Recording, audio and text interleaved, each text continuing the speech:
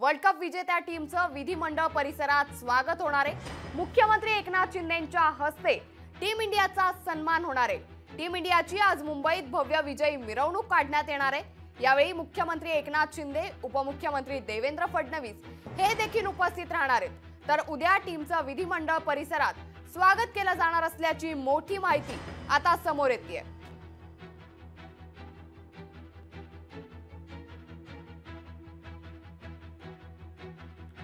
तर मोठी बातमी आता समोर येते। विधिमंडळ परिसरात उद्या टीम इंडियाचं जंगी स्वागत केलं जाणार आहे। वर्ल्ड कप विजेत्या टीमचं विधिमंडळात स्वागत केलं जाणार आहे। तर मुख्यमंत्री एकनाथ शिंदेंच्या हस्ते टीम इंडियाच्या सर्व खेळाडूंचा सन्मान केला जाणार आहे।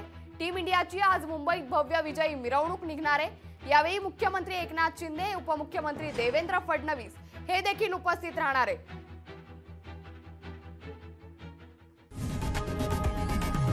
लोकशाही मराठी ऐका, पहा, जागरूक रहा।